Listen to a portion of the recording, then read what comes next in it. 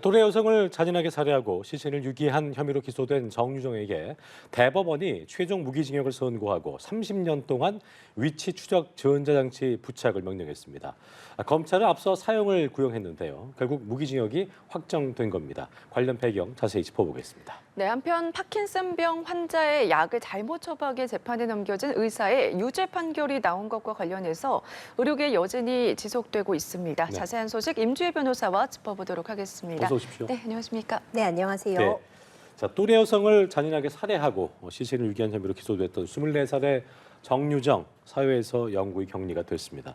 오늘 대법원 2부가 살인, 사체 유기 등 혐의로 기소된 정유정에게 무기징역을 최종 선고했는데요. 1, 2심과 같은 판단이었나요? 그렇습니다. 1심과 2심에서도요, 무기징역을 선고했었고요. 대법원에서 최종적으로 무기징역으로 확정이 되었습니다. 네. 이번 사건 굉장히 끔찍한 사안이었습니다. 네. 이 정유정이 또래 여성을 굉장히 잔인하게 살해했던 사건인데 과외 앱을 통해서 본인이 과외를 구하는 학생의 어머니인 것처럼 유인을 해서 피해자들을 물색을 했고요. 네네. 마침 혼자 살고 있던 피해자의 집에 본인이 바로 그 과외를 받을 중학생인 것처럼 속이고 들어가서 바로 흉기로 잔인하게 살해한, 그리고 이 사체를 유기한 후에는 이제 강변에 던져버림으로써 시체를 유기하려고까지 했던 아주 극악무도한 범죄였는데요. 예. 이제 이렇게 가방에 혈흔이 묻어있는 상태로 여행 가방을 옮기려는, 그걸 버리고 있는 부분을 의심했던 그 택시기사가 신고했기 때문에 이번 범죄가 수면 위로 드러나게 되었고, 예. 그리고 범인으로 지목이 되게 되었는데요. 이 사안이 진행되는 과정에서 수사 기간 동안에도 어떻게 보면 자신의 범행을 회피하고 네. 진술을 번복하는 모습들도 보였거든요. 예. 그렇기 때문에 많은 분들이 공분을 샀던 부분이, 이렇게 전혀 일면식도 없었던 죄 없는 피해자를 잔인하게 살해한 이후에도 반성의 정황이 제대로 보이지 않고 오히려 형을 낮추거나 본인의 잘못을 회피하기 위해서 급급했던 그런 모습 때문에 많은 분들의 공분을 샀었거든요. 네. 이와 관련해서 결국 범행이 잔혹하고 피해자에게는 회복을 할 수 없는 손해를 끼친 살인 범죄를 저질렀다는 점에서 최종적으로 무기징역이 선고하여 확정이 되었습니다. 네, 그렇군요. 말씀해 주신 것처럼 이제 최종 무기징역이 확정이 되자 일각에서는 가석방 가능성에 대한 비판의 목소리가 계속해서 나오고 있거든요. 현행법상으로 보면은 이제 무기징역은 20년형을 살면은 가석방 대상에 오르게 되는데, 어제 이제 최윤종 사건 같은 경우도 2심에서 무기징역이 나와서 비슷한 논란이 있었거든요. 가석방 없는 무기징역에 대한 현실화, 이런 얘기도 나오고 있는데 이 부분에 대해서는 좀 어떻게 생각하세요? 맞습니다. 이제 말씀 주신 것처럼요, 현행 형법상 가장 높은 형벌이라고 볼 수 있는 건 사형입니다. 네. 그러니까 검찰 측에서도 그렇기 때문에 정유정에게 사형을 구형은 했었죠. 하지만 이제 법원의 판단은 이 사형 그 아래에 있는 형벌이라고 볼 수 있는 무기징역을 선고를 하게 된 것인데요. 무기징역은 사실상 그 상향이 없이 계속해서 이제 구속이 되어 있는 상태지만, 문제는 가석방이라는 제도는 여전히 마련이 되어 있습니다. 네, 네. 무기징역의 경우에는 20년 동안 일단 수감 생활을 이어오고 나면은 가석방 심사 대상에 오를 수가 있는 부분은 맞습니다. 하지만 가석방 제도가 있다고 해서요, 모든 무기수에 대해서 20년이 지나면 가석방을 허락해 주는 것은 아닙니다.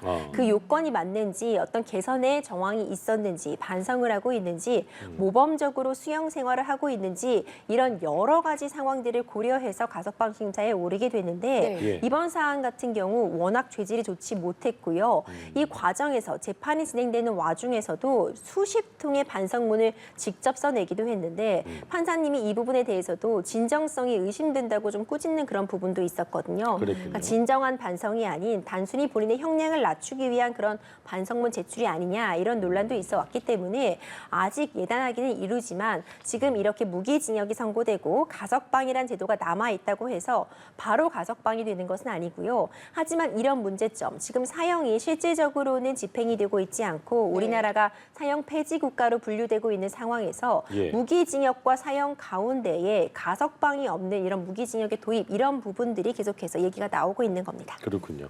자, 그리고 재판부가 무기징역 선고와 함께 위치 추적 전자장치 30년을 명령했는데 이것도 최종 확정을 했습니다. 이 조치는 뭐 방금 전에 가석방에 대한 뭐 우려들 이런 거에 대한 대비인 것 같은데 어떤 것에 대한 대비라고 저희가 이해를 해야 될까요? 그렇습니다. 말씀 주신 것처럼요. 우리가 이제 극악무도한 그런 범죄 사실에서 이제 많이 언급되는 뭐 도두순 사건 이런 경우에도 이제 위치 추적 전자장치가 부착이 되어 있거든요. 그러니까 아주 흉악 범죄, 강력 범죄 그리고 재범의 우려가 있는 경우 이런 부수적인 장치들을 해놓지 않았을 때 출소 이후에 국민들이 좀 극도의 불안감에 시달릴 우려가 있는 경우 이런 경우에는 전자발찌 부착 등의 어떤 그런 보조적인 수단을 통해서 최소한의 어떤 안전망 내지는 이 사람을 좀 통제하고 모니터링하겠다는 부분이 지금 제도적으로 정비가 되어 있습니다. 네. 이와 같은 맥락에서 어쨌든 만약 이 출소 이후에 문제점이 발생할 수 있다면 이런 부분은 최소한이라도 막아두겠다. 이런 부분에서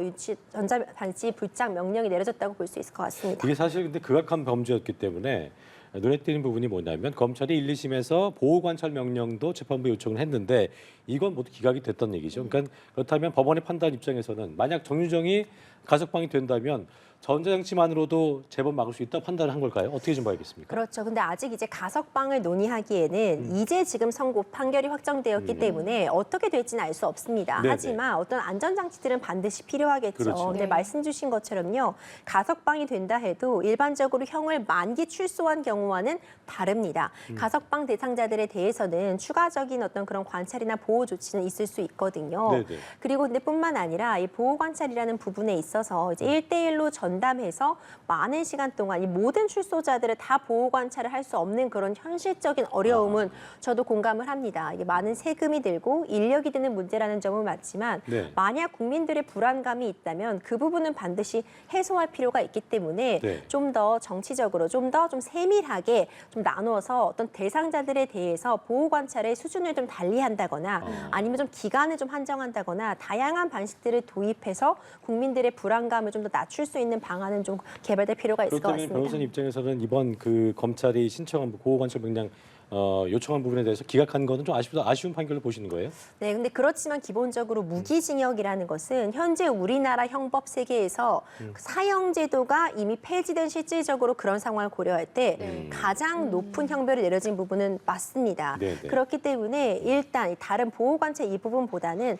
가장 높은 내릴 수 있는 가장 센 형벌이 내려졌다. 저는 그 부분에 조금 더 집중해야 초점을 된다. 맞추고 싶습니다. 네, 알겠습니다. 무기징역을 내린 것은 가장 높은 형벌이다. 우리나라에서는 뭐 이런 말씀을 해주셨는데 2심 재판부에서도 뭐 이런 얘기를 했습니다. 사형은 극히 예외적으로 행해져야 한다. 근데 그 예외적이라는 부분을 좀 짚어봐야 할 것 같거든요. 맞습니다. 말씀해 주신 것처럼요. 재판부도 이제 검찰에서는 사형을 구형했고 이제 네. 많은 국민들이 사형 제도가 뭐 다시 부활해야 되는 것 아니냐. 과연 극악무도한 범죄를 막는 데 있어서 무기징역이 충분한 것이냐. 이런 이야기들이 국민들을 통해서도 좀 많이 얘기가 나오고 있었거든요. 네, 네. 이 부분에 대한 답변을 한 차원이라고 볼 수 있을 것 같은데요. 사형이라는 제도가 우리 형법상에 분명히 존재하는 부분은 맞습니다. 하지만 그 자체가 어떻게 보면 또 어쨌든 한 사람의 인권을 아예 짓밟을 수 있는 그런 부분이 된다는 점도 이제 재판부로서는 고려할 필요가 있고 네. 이 사형이라는 것은 영구히 어쨌든 사회를 격리시키는 것에서 나아가서 목숨까지도 부지하게 할 수 없다는 어떻게 보면은 가장 강한 형벌, 인간이 할 수 있는 가장 강한 형벌이라고 볼 수 있는 것인데 그렇다면은 이미 이렇게 문맹화된 2024년도에 과연 사형이 집행될 수 있을까를 놓고 봤을 때 네. 이것은 정말 극히 예외적으로 무기한 격리하는 것을 나아가서 사형까지 이루어져야 된다는 상황은 매우 예외적인 상황으로 봐야 된다. 이런 평가가 담겨 있다고 볼 수 있을 것 같고요. 하지만 또 강조드리고 싶은 점은 사형이 선고되지 않고 무기징역이 선고되었다고 해서 재판부가 이 해당 사건을 가볍게 본다거나 이 정유정의 범행이 어느 정도 참작이 될 여지가 있다고 본 건 전 아니라고 생각합니다. 네. 물론 이 무기징역을 선고하면서 굉장히 불우했던 가정 환경이 어떤 이런 범행, 잔인한 범행의 동기가 되었다는 점 등을 고려했다고는 밝혔으나 그런 부분이 어떤 절대적인 영향을 미쳤다고는 보지 않고요. 네. 사형 제도가 실질적으로 폐지된 상황을 고려할 수밖에 없었다는 재판부의 고심이 드러나는 표현이라고 봅니다. 예. 자 그렇다면 그 아까 잠시 임주혜 변호사께서 짚어주셨던 부분 반성문 이걸 여쭤보고 싶었던 게 네. 반성문의 역할을 좀 묻고 싶었었는데 아까 말씀하신 걸로 보면 이게 좋게 작용했다기보다는 그 그 진정성이 의심돼서 무기징역에서 감형을 좀 꾀했지만 먹히지 않는 거다 이렇게 좀 이해를 해야 될까요? 그렇죠. 이 과정에서 굉장히 놀랄만한 지점이 반성문을 막 수십 차례 매번 1심, 2심, 3심 계속 제출을 했습니다. 그런데 이게 과연 진정한 반성인가? 사실 그 내심의 의사는 알 수 없겠지만 재판부에서 보더라도 진정으로 반성하는 태도가 보이지 않는다고 판단한 부분이 충분히 있는 것 같고요. 그렇군요. 그리고 재판이 진행되는 와중에 본인의 심신미약을 주장하기도 했습니다. 네. 그러니까 전형적으로 좀 형량을 낮춰보겠다는 그런 계산이 있었던 것 같고 예. 본인이 이 범행 동기에 대해서도 처음엔 또 항구를 하다가 결국 이제 조사된 바에 따르면 어떤 불우한 가정 환경 때문에 이런 불우한 환경을 내가 탓하면서 살인 충동이 일어났고 뭐 이런 뉴스나 이런 프로그램에서 다루는 그런 뭐 살인 방송을 다루는 방송이라던가 이런 추적하는 그런 탐사 프로그램을 보면서 살인을 해보고 싶다는 충동을 느꼈다고 하는데 예. 지금 많은 분들이 공감하시겠지만 전혀 이건 어떤 동기라고 볼 수도 없는 거죠. 그렇죠. 궤변에 불과한 부분이기 때문에 이런 게 사실 어떤 범행에 있어서 참작할 만한 사정 내지 동기로 볼 수 있는 것이 아니라 오히려 죄질이 매우 좋지 못하다는 점으로 작용할 수밖에 저는 없었다고 보고요. 네. 물론 사형까지 구형하지 않은 것은 뭐 이렇게 뭐 어려웠던 불우했던 환경이라던가 전혀 개선의 여지가 없다고는 볼 수 없다 이런 표현이 또 나오고 있는데 네. 그러니까 개선의 여지가 있다고 본 것이 아니라 아예 개선의 여지가 없다는 것은 아니다. 이 정도의 표현이라고 이해할 수 있기 때문에 네. 이런 점들 반성의 여지가 있었다고 보지는 않았다고 봅니다. 네, 알겠습니다. 정유정 사건에 대한 대법원 판결 짚어봤고요. 네. 이번에는 의료계에서 좀 파장을 일고 있는 판결 소식 하나 더 짚어보도록 하겠습니다. 파킨슨병 환자에게 약을 잘못 처방한 의사가 이제 재판에 넘겨졌는데 유죄 판결을 받았거든요. 어떤 내용입니까? 네, 2021년도에 있었던 그런 사건이었습니다. 네. 한 환자가 80대 환자가 이제 영양제를 맞기 위해서 병원에 내원을 하게 되었는데 구토 증상이 있다고 하자 이제 구토 증상을 완화시킬 수 있는 그런 주사제를 의사가 처방을 하게 되었습니다. 그런데 여기서 문제가 발생을 했는데요. 이 80대의 환자는 파킨슨병을 앓고 있었던 것이죠. 네. 근데 이 주사제, 이 구토를 완화시켜준다는 이 맥페란이라는 주사제가 파킨슨 환자에게 쓸 때는 어떤 부작용을 일으킬 수 있기 때문에 주의해야 되는 그런 측면이 있었는데 이 파킨슨병이라는 그 이전의 그런 질병 내역에 대해서 제대로 확인을 하지 않았기 때문에 결과적으로 이 환자가 굉장히 뭐 기력이 쇠하고 파킨슨병이 좀 더 악화되는 그런 상해의 결과를 입게 된 것입니다. 이와에 관련해서 이 환자가 이 병원 측을 상대로 이 의사 측을 상대로 해서 업무상 과실치상 혐의로 이제 네. 고소를 진행하게 되었고 이제 법원에서 2심 재판부가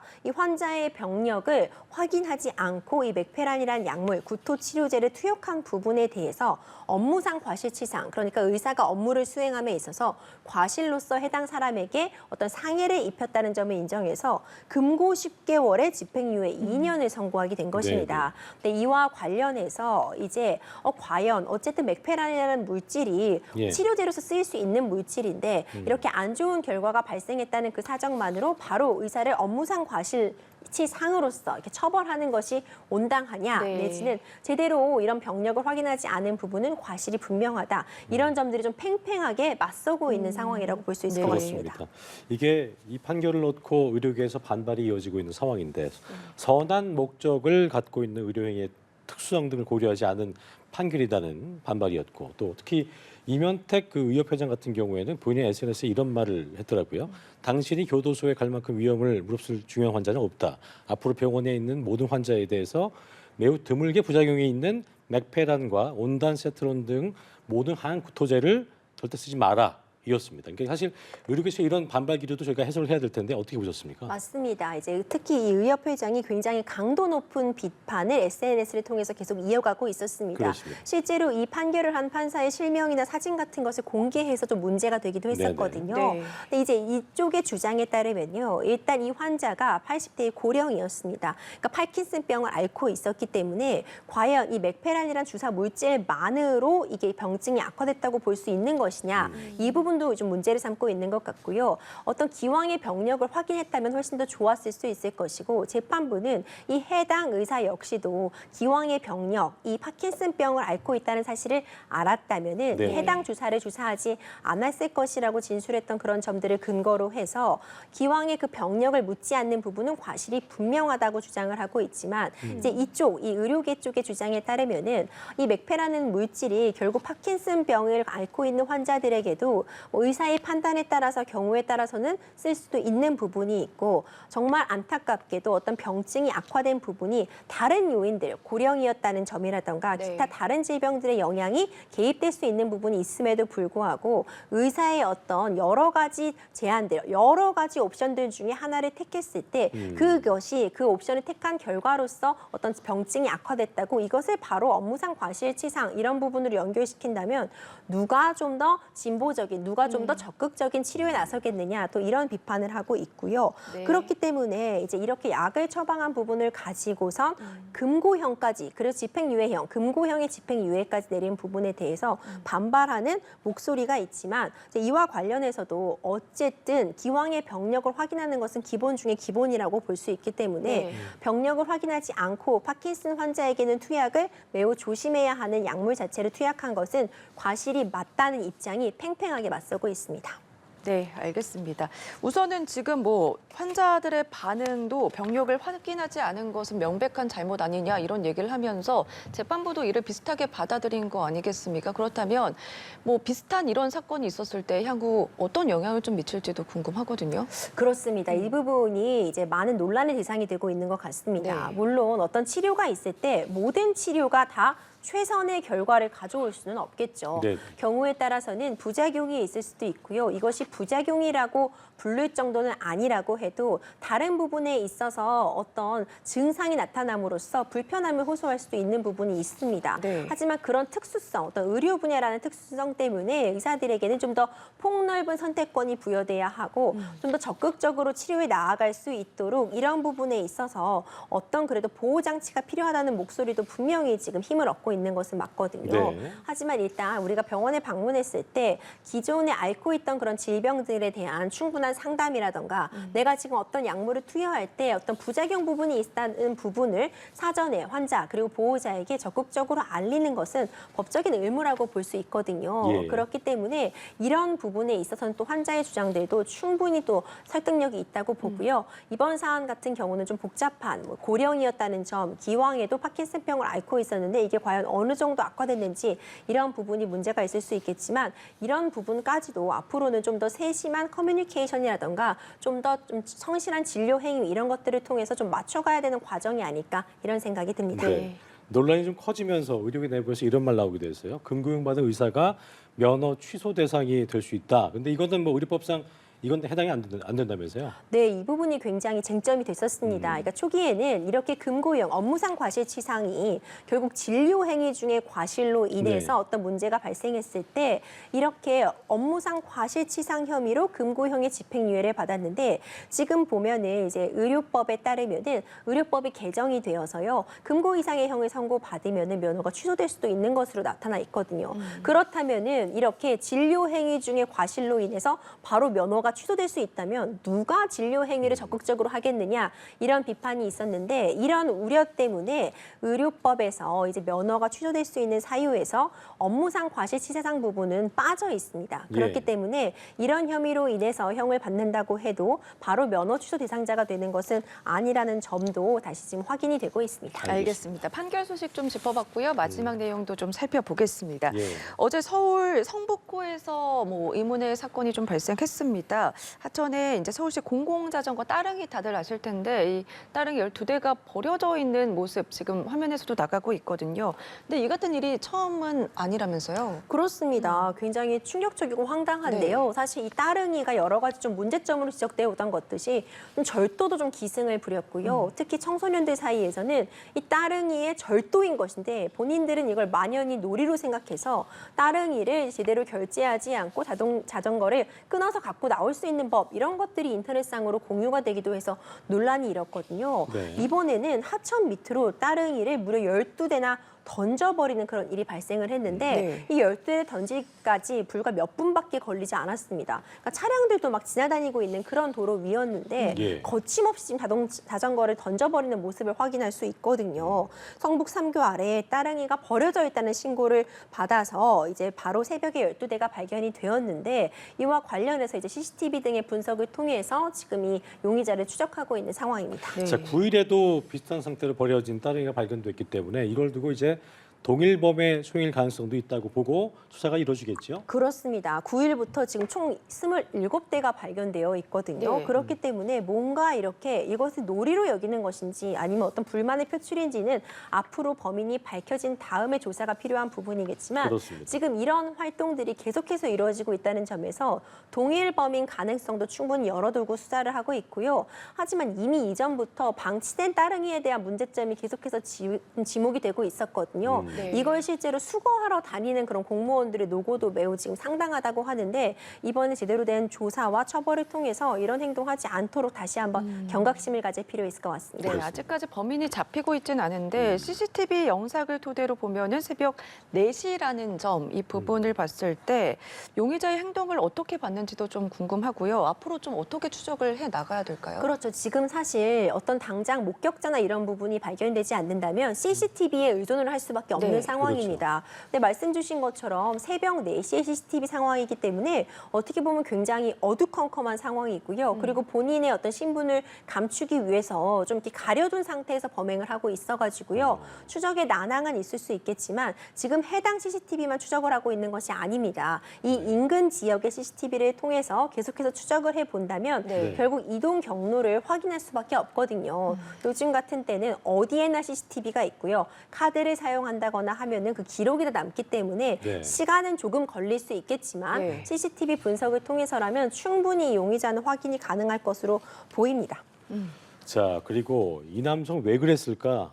많은 분들이 그렇게 생각하실 거예요. 그 마음속으로 들어가 보지 않으면 저희가 뭐 알 수 없는 부분인데 분명한 거는 따릉이는 엄연한 서울시의 공공 자산이고 이걸 훼손했기 때문에 이에 상응하는 처벌을 받아야 된다는 겁니다. 보통 이제 공공기물 파손죄 이런 표현을 저희가 쓰잖아요. 어떤 처벌이 가능하겠고 뭐 혹시라도 이 남성이 이 범인이 심신미약이라든가 이런 이유를 댄다면 참작이 될 수 있는 건지 함께 짚어주시죠. 예. 그렇죠. 사실 이런 일을 벌이는 이유를 참 찾기가 어렵죠. 도대체 왜 그러는 건지 네. 다들 황당하고 좀 궁금해하실 그런 부분인 것 같은데 네네. 어떤 상황이라도 이거 범죄에 맞습니다. 결국 이렇게 뭐 절도란 부분인도 지금 항상 따릉이가 문제가 되었는데 예. 이번 사건 같은 경우는 재물 손괴 같은 부분으로 볼 수 있겠죠. 네. 완전히 지금 하천에 던져버림으로써 다시 사용할 수 있는 자전거들도 있었지만 대부분은 완전히 분해된 부분도 확인할 수가 있었거든요. 이거는 우리의 세금이자 자산에 대해서 큰 피해를 끼쳤기 때문에 재물 손괴 같은 죄책으로 처벌을 짐과 동시에요. 이거 다 배상 책임 그대로 물게 됩니다. 이런 부분에 대한 배상 책임, 민사상 배상 책임까지 충분히 물 그럴 여지가 있는 상황이고요. 본인이 어떤 심신미약 이런 걸 주장한다고 해도 본인의 주장에 따라서 모두 감형이 되는 것은 절대 아닙니다. 이렇게 치밀하게 그것도 사람의 인적을 피해서 야밤에 이렇게 버렸다면은 이건 충분히 본인이 판단을 할 수 있다고 볼 수 있거든요. 그렇기 예. 때문에 심신미약이 쉽게 인정되리라고는 판단되기 어려울 것 같습니다. 알겠습니다. 사건 사고 소식 짚어봤습니다. 지금까지 임주혜 변호사였습니다. 고맙습니다. 감사합니다.